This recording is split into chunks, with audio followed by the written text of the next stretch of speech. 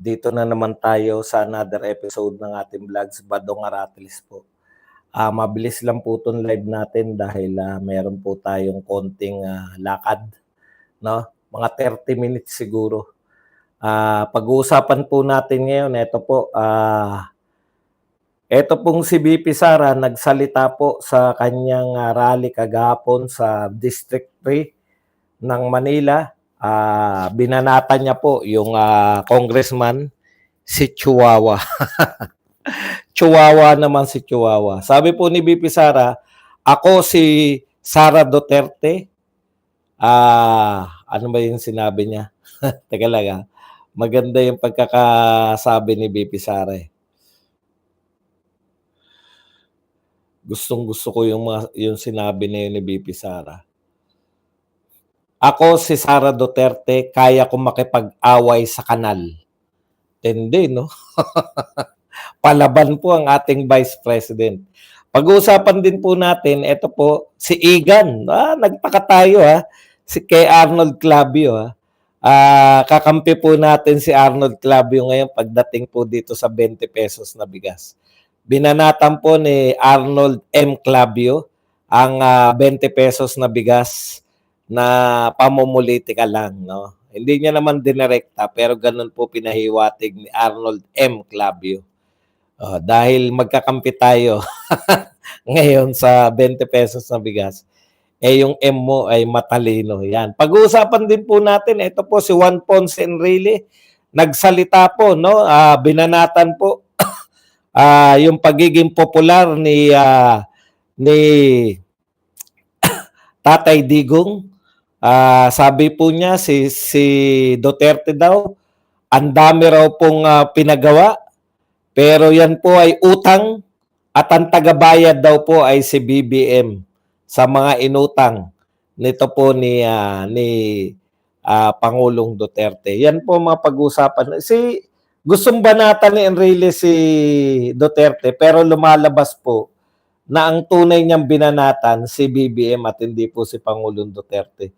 Actually, pinuri niya si Pangulong Duterte nang hindi sinasadya. Nais niyang banatan pero ang naging kinalabasan, papuri po kay Pangulong Duterte at banat po actually kay BBM.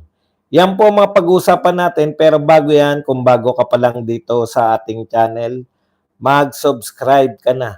Dahil ito lang ang tayong channel na may kinikilingan, may pinapanigan, una sa balita, huli sa impormasyon, kaya ano pang iniintay nyo? Pindot na, okay? Pag-usapan natin, no? Ito po, unahin na po natin kung ano na lang po yung mauna rito, no? Sa ating mga tinantusan para hindi po tayo nalilito. Iyan. Okay. Ayusin ko lang tong ating hanap buhay. Nakakatuwa talaga to si VP Sara no? Sa totoo lang. Talagang pagpalaban po ang mga Duterte, wala pong makakapigil, no?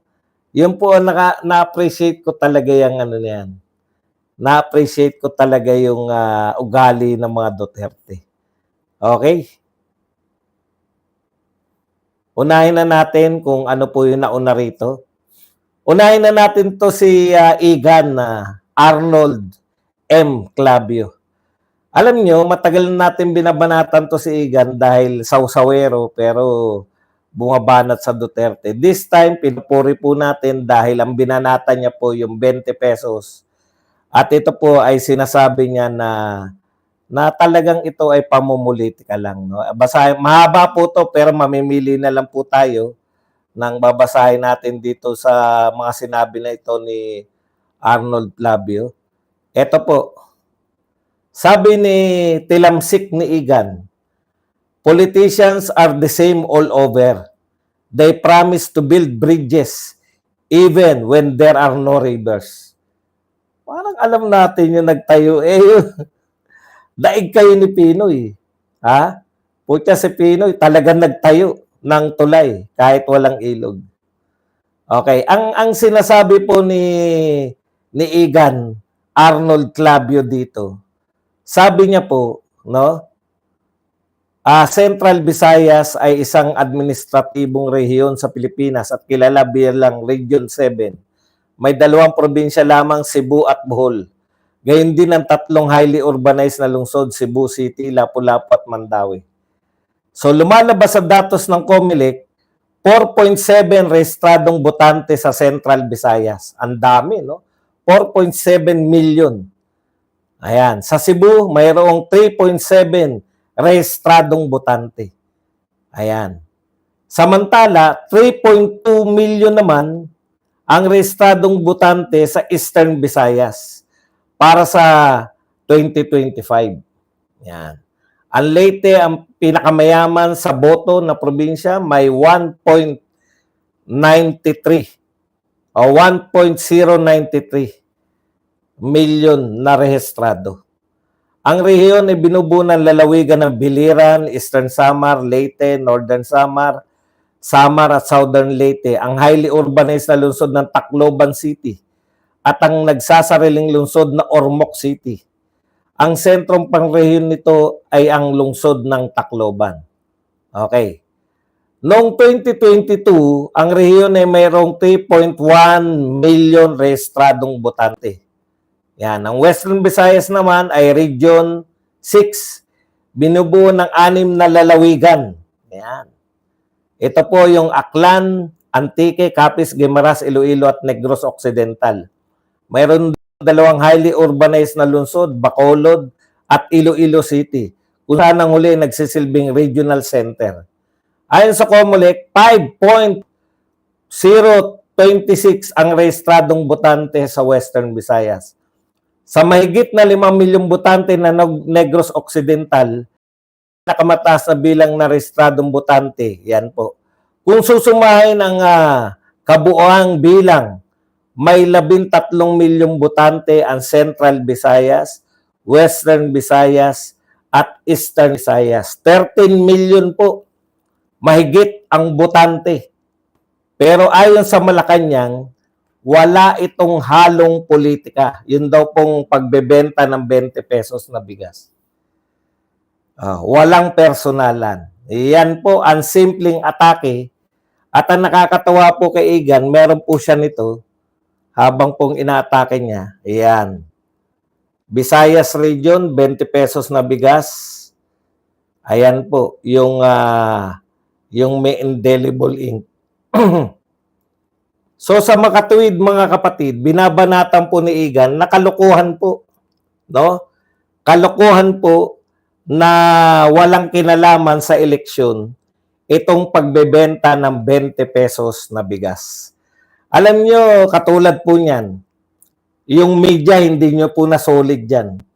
Yung kung mga katulad lang po ni Igan, no? Kasi kahit papano, hindi naman po natin problema kay Igan yung talino eh.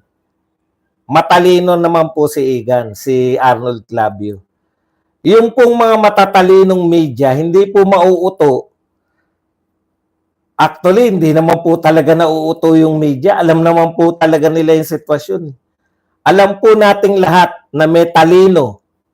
Yung may mga matalino, ha? Pati naman po yung mga BBM supporters, alam naman po nila na yung 20 pesos gagamitin lang naman sa politika. Eh.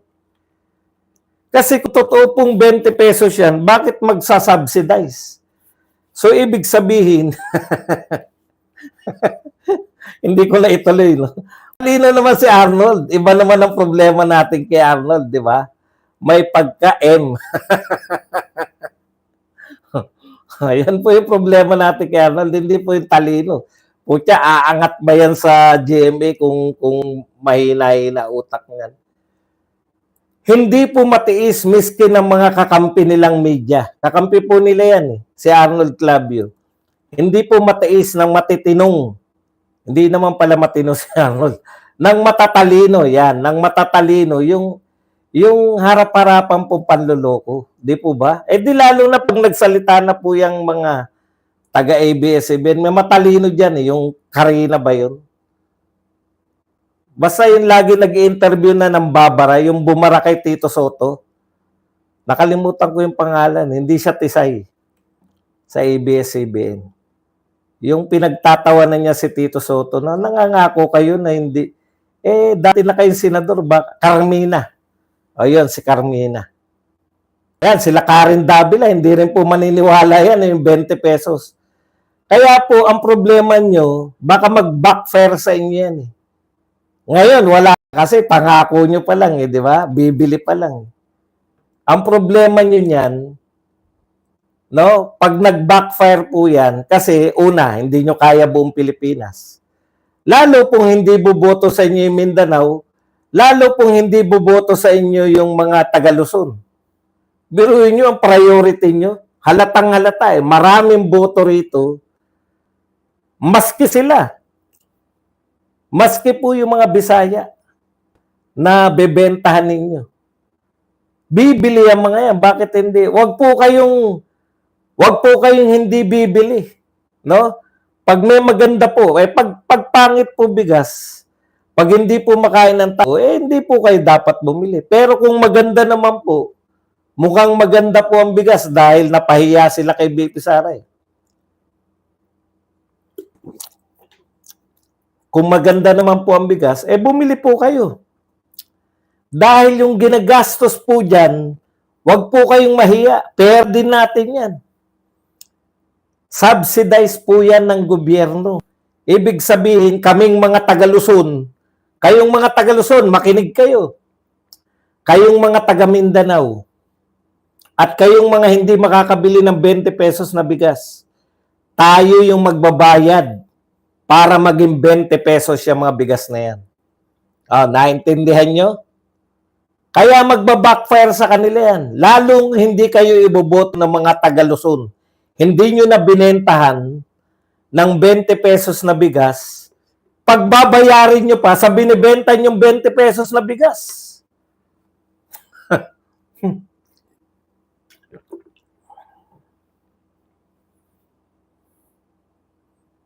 Kung hindi kayo makakabili, wag nyo iboto. Bakit nyo iboboto? May programa tapos hindi kayo kasali? Anong uri ng pamahalaan yan? Discriminating. Discriminating po yan. Okay, punta na po tayo dito sa ibang balita. Natutuwa lang ako kasi yung mga katulad na tinitiyak ko sa inyo, si Karen Davila, bumibira din niya na simple. Pag hindi niya na matik, binibira niya rin. Kawawa sa kanya, si Auntie Claire. Ito po ang sabi ni Binay. Alam mo, Binay, kaya ka winning ngayon. Para kang si Chis Escudero nung hindi pa bumabanat. Hindi ka pinapansin. Maganda yung palakad yung mga Makati. Natutuwa sa inyo dahil maganda kayong magbigay sa tao, yung mga taga Makati. Okay lang kayo, di ba? Kasi hindi naman kayo bibigay. Pero kung ngayong bumabanat ka na kaya BP Sara nang walang kaabog-abog, hindi ka naman inaano. Nakita na ba si Jojo? Ito po sabi ni Abby Binay, iginiit ni Mayor Abby Binay na hindi pwedeng maantala ang pagbibigay ng tulong ng gobyerno para lamang iwasang masabihang namumulitika. Aniya, dapat kaagad nang ibigay ang anumang tulong dahil yun ang trabaho ng gobyerno. Ang hirap aniya ng posisyon ng pamahalaan at hindi malaman saan lulugar. Dahil tumulong na nga ito, pinipintasan pa rin.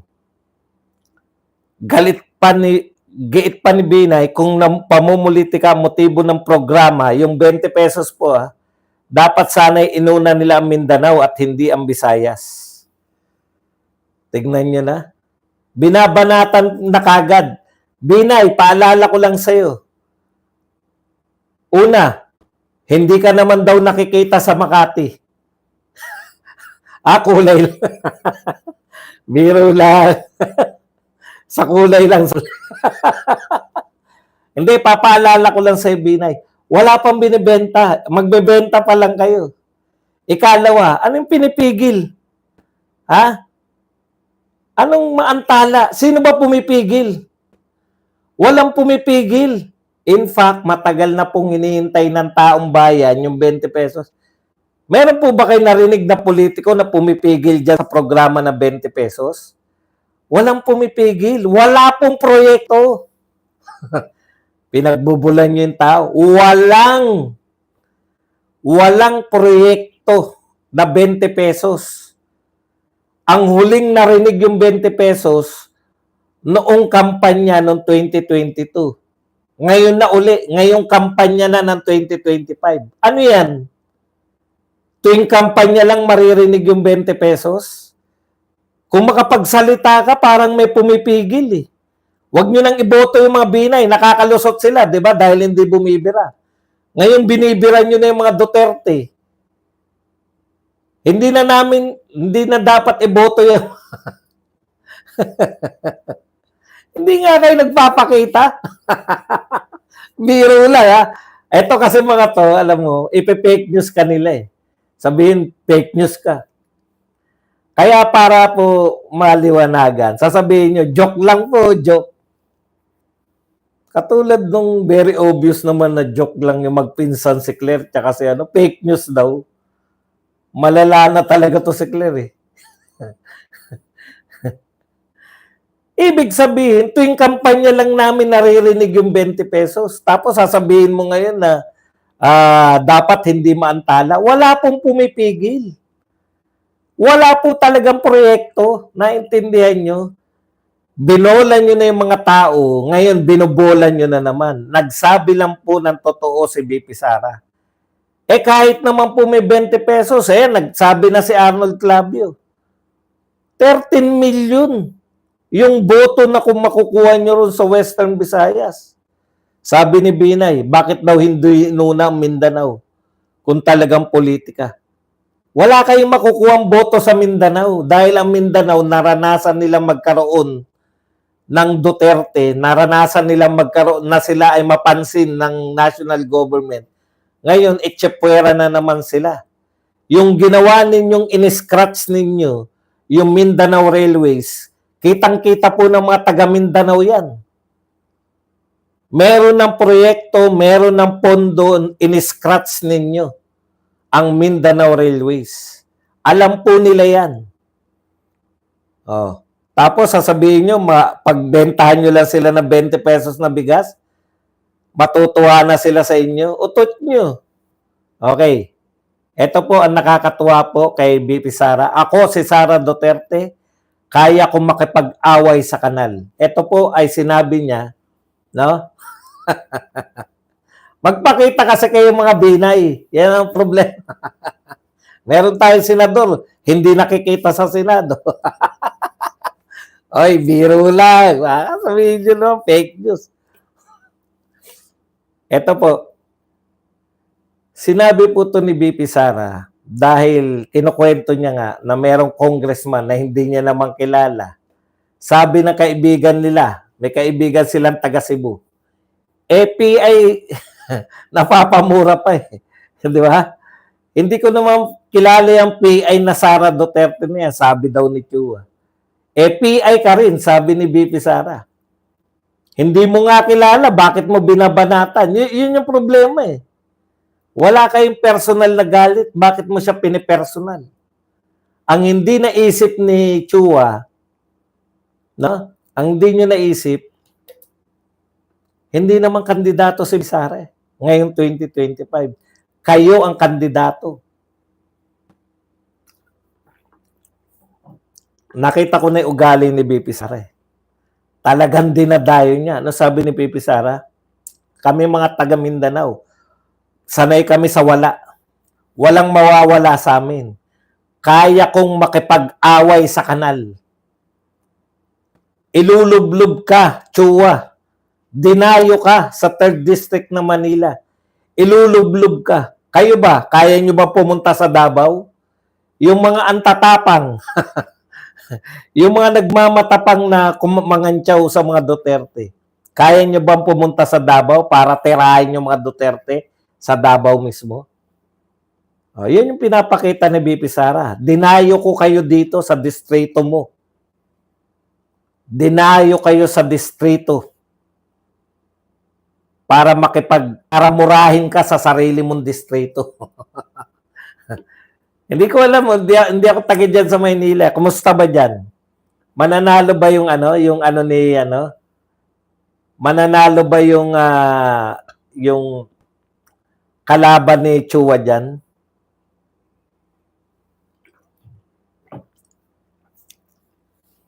Okay. Ang punto po, eto, hindi ko alam kung naroon si Amy kahapon. Wala, no? Hindi ko napanood eh. Sa ano lang eh. Wala ba si Amy Marcos? Baka napahiya na siya, no? Tsaka na-realize niya, grabe. Sabi siguro ni Amy Marcos, grabe to, tagilid si Chua. Sa survey si Abante, konti lang lamang ng binigyan ng app. Naroon ba? Wala. Wala si Amy, no? Alam niyo kung bakit? Na-realize ni Amy, hindi tatantanan ni BP Sara. Pag naging presidente si BP Sara, yan nga si Chua, oh. Tignan nyo, dinayo pa. Nakinikinita ko na kayong mga Marcoses, no? Romualdez. Nakinikinita ko na. Pag naging presidente na si BP Sara, re-resbakan talaga kayo. Hindi yung sa Chua, yung kay Chua. Yan, sana manalo, no? Manalo sana si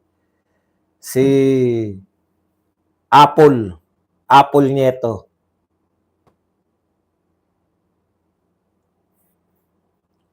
Alam niyo po, siguro hindi alam nitong mga to na nananapak si Sara Duterte. Matapang lang daw dahil maraming bodyguard. Ewan natin. Ewan natin kung ganun lang yun.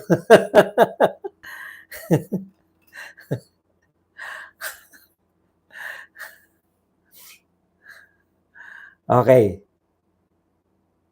Hindi ko po alam. Alam ko, kapatid yata nung mayor ni vice mayor nung mayor ngayon. Okay, punta na po tayo rito, no? Ang point ko lang, re-rest back si BP Sara eh. Kaya ngayon ginagawa na ng lahat. Ginagawa na lahat ng mga kalaban niya para pabagsakin siya. Kasi wala na po silang, kumbaga, subong-subo na po sila. Mawawala, matatapos po yung kanilang political career. No? Ngayon na lang, tignan nyo naman po kung gaano si BP Sara, talagang dinayo niya para ikampanya yung kalaban. Kalaban ni Valeriano, kalaban ni Chua, pinersonal niya. Talagang naiisip-isip ko lang, ano kaya mangyayari kay Romualdez, ano kaya mangyayari kay Bongbong Marcos. Siguro hindi na matiis, hiyang-hiya siguro si Ay. Kaya kahapon wala. Hiyang-hiya siguro dahil, nung isang araw, grabe ang kantyaw talaga eh. Magpalit ka na ng apelyido mo. Ay, Romualdez rin nga pa. Romualdez ka rin nga pala. Kaya po ngayon, tinotodo na nila eh. Tingin ko, itotodo na nila kasi once na makalusot po si BP Sara dito, re-resbakan po talaga. Una, impeachment, pwede, di ba? Kung marami na po tayo, maniwala po kayo, iba na po yung lagay sa baba. Nagbabaliktaran na po yung mga sa local. Kasi mapapansin po ninyo yung mga local candidates. Talagang si BP Sara na eh. Magmanotok mo. Hindi na pwede. Galit din yata sa kanya si Manotok eh. Tinotodo na nila ngayon. Kasi babueltahan sila ni Sara Duterte. Yun yung gusto natin sa mga Duterte. Para kang yung matagal na inaapi tapos may kuya ka, may tatay ka na sino dito anak ka ng api sa'yo. Alam mo yun? Sino? O may ate ka na asan dyan? Turo mo sa akin. Parang nakikita natin yung pag-asa na hindi tayo laging ganito. Makakaahon tayo sa pagkakasadlak natin. Ayun yung mensahe ni BP Sara eh. Tapos talagang iba yung atake ni BP Sara. Wala nang pagkukunwari. Very symbolic yun. Tanggalin na nga natin yung logo ng Vice President at palitan natin ng President. Wala na pong walang ifs and buts, wala na pong awat, no? Si BP Sara, tatakbo ko. Dinideclare niya po yung pagtakbo niya sa 2028 para yung mga nag-aalangan, yung mga alanganin, yung mga subuho na, wala na pong atrasan niya. Sila Kunggun, ito sila Ortega, yan sila Chua, lahat ng mga quadcom, hindi na sila makaka-atras subun-subo na sila Pero yung mga hindi pa masyado, no? Yung hindi nagpe-press con para siraan si BP Sara, yung mga yun yung hinihikayat ni BP Sara na bumaliktad sa kanyang mga deklarasyon na siya itatakbo. O mag-iisip yung mga yan, teka muna. Putya presidente nga Presidente pa nga yan Paano pa pagkatapos ng 2025 at mas marami? Magbabaliktaran at magbabaliktaran po yan. Maniwala po kayo. Babaliktad at lalo na yung mga congressman, baliktad. O personal talaga, di ba? Personal talaga atake niya Dinayo kita, pati boses. Pucha. Yung may boses ba na, si Valeriana ba yun? Hindi ko kabisado. Hindi ko na pagre-rinig. Okay, dako na po tayo rito kay Juan Ponce Enrile. Sabi po, eto ang objective ni Juan Ponce Enrile, siraan si Digong, pero pabanguin si BBM. Pero baliktad po Baliktad po yung nangyari. Ang nangyari po, pinupuri niya si Digong, nasisiraan niya ng di sinasadya si BBM. Basahin po natin. Sinabi ng mga supporters at admirers ni FPRRD na marami siyang pinagawa. Di ba? Sinasabi natin, ang dami niyang pinagawa. Totoo ba yan? Ano sabi ni Enrile? Totoo yan. Anti-clear. Si Enrile na nagsasabi, totoo yan. Di ba? Ayan, nababanggit niya sila Asidre, di ba? Asidre, Tingog Party List. Nayari yung mga yan. Tuloy natin. Sinabi ng mga supporters at admirers ni FPRRD na marami siyang pinagawa. Totoo yan. Si Enrile to di ba? Ang ganda nun.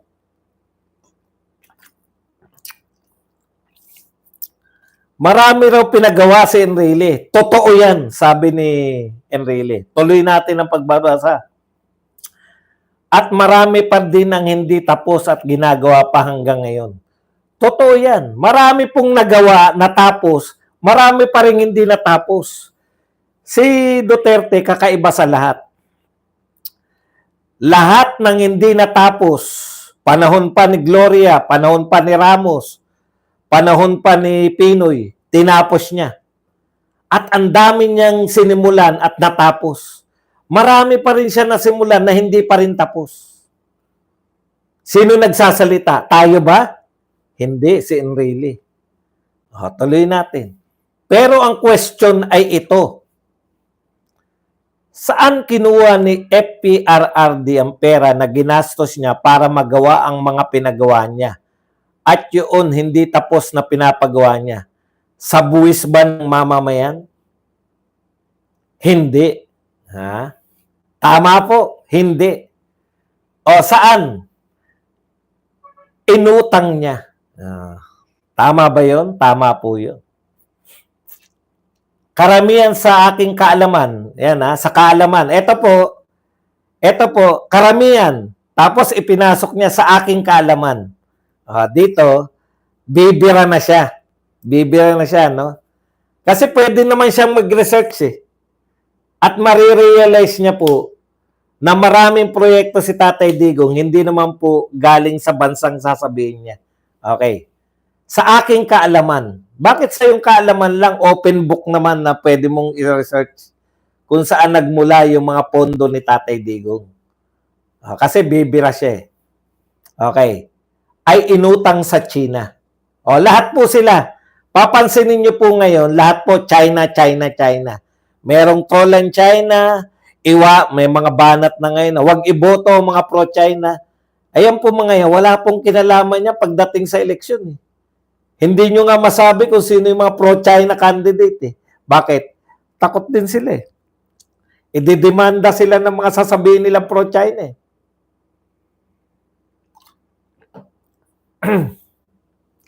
Tuloy natin. Si FPRRD ang gumastos, si BBM naman ang tagabayad. Ang galing Kaya kung tignan natin ang utang ng bawat naging presidente ng bansa natin, pinakamalaki ang inutang ni FPRRD. Pero sa mata at paniniwala ng kanyang taga-suporta at admirers, ay siya ang pinakasikat at pinakapopular na naging presidente ng Pilipinas.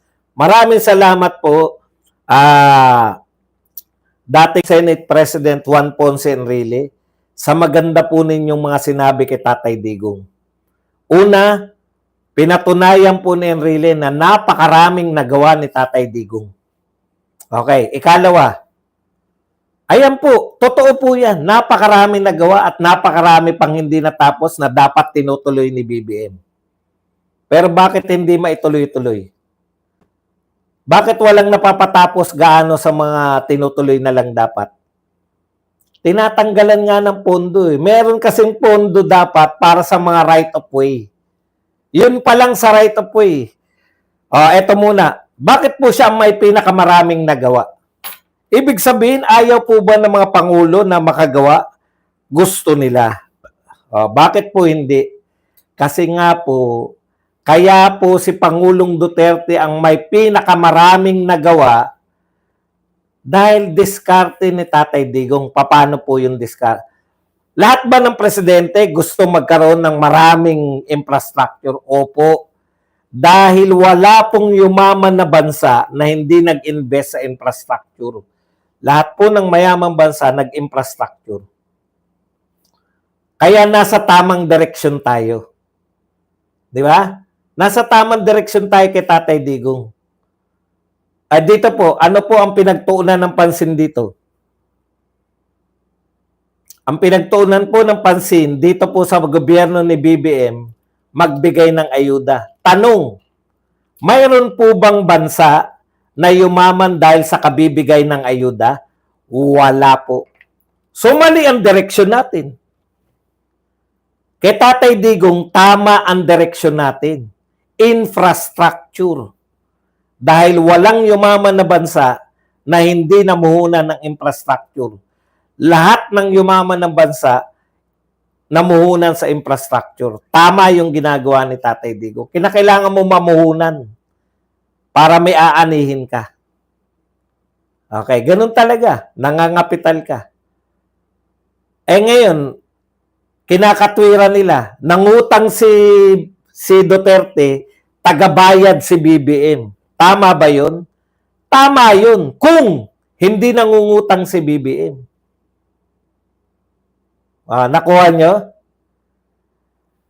Tama yung sinasabi ni Enrile sa isang kondisyon, kung hindi nangutang si BBM, tagabayad siya. Kaso mas malaki pa yung inuutang Mr. Enrile, Mr. former Senate President. Mas malaki po mangutang si BBM kaysa kay Duterte. Ano ang pagkakaiba? Wala kayong masasabi na maraming napagawa si BBM. Sabi nyo nga, si Tatay Digong, maraming napagawa. Inutang ba? Inutang. Dahil yan po ang kinakailangan natin. Si BBM, marami pong inutang, walang napagawa. Yun po ang pagkakaiba. Isa pa po.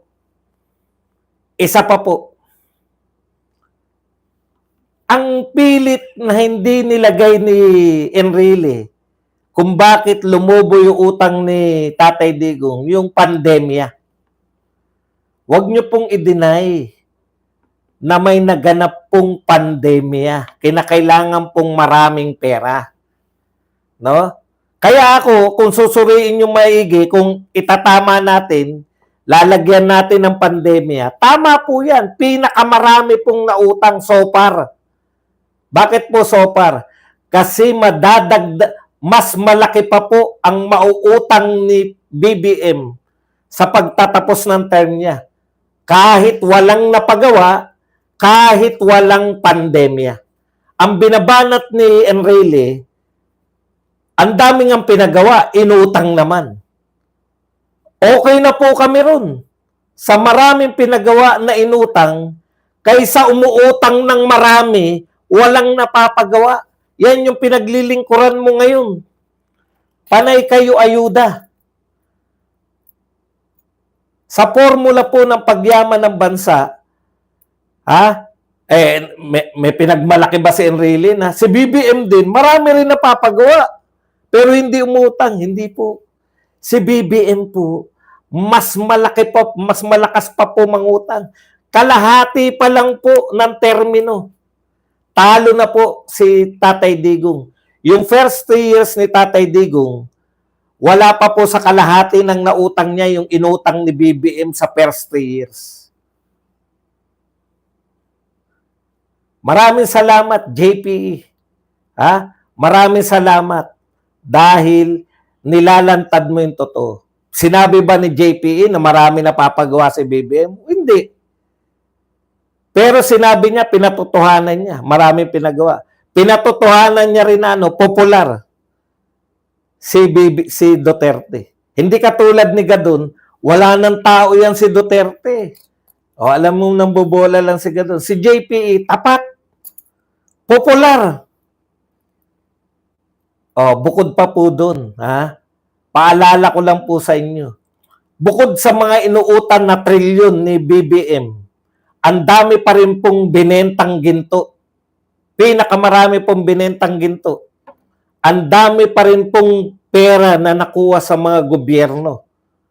PhilHealth, PDIC, at iba't iba pa. Ang dami pa rin pong pera. Marami pa rin pong pera na nakuha po sa Maharlika Fund. Pera din natin lahat yan eh. Ang dami pa rin pong binenta. Binentang ari-arian. Pero-inibitize pa yung naiya. Ang dami po talagang dumaan na pera. Tanungin nyo, may pinagmamalaki ba si Enrile na napatay yung maraming pinapagawa? Wala. Dahil lahat na nakukuha, nilalagak lahat sa ayuda. Ayuda lahat.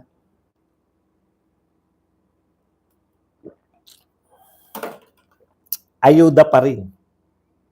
Tandaan po natin, ibabalik ko lang. Wala pong yumaman sa ayuda. Walang bansang yumaman ng pangunahing trabaho ayuda. Okay, balik tayo. Badung, bakit walang nagpapatayo na ng mga infrastructure? Sabi nga ni Enrile, marami sa infrastructure na yan. Pondo ng China. Yan po, kumbaga, diskarte po ni Duterte. Wala pong presidente ng ayaw ng magkaroon ng malalaking programa ng infrastructure. Lahat po yan gusto nila na infrastructure. Kaya lang po, si Duterte lang po ang nakadiskarte. Kaya po siya pinakamagaling na presidente. Pare-parehong 6 years. Si Gloria nga, 9 na taon pa eh. Yung iba, 6 years pare-pareho. Bakit siya pinakamaraming nagawa? Sa diskarte niya. Nakipagkaibigan siya sa China. Tama? Yung China nag-offer sa kanya. Sabi na Enrile, maraming pinautang yung China na infrastructure program. Okay, kasi dinidinay ng iba yan eh. Sinasabi ng iba, wala naman na itulong sa atin ng China. Si Enrile na nagsabi, marami. Ngayon, dahil nakita po yan ng Amerika, teka muna, kaalyado natin yung Pilipinas Baka makuha ng China yan. Kayong mga kaibigan namin dyan sa Asia, tulungan nyo yung infrastructure, yung ano. Kaya meron tayo subway. Ang tagal-tagal na po yung plano yung subway na yan. Nagkaroon lang po nasimulan lang po nung panahon ni Duterte. Japan po ang gumawa.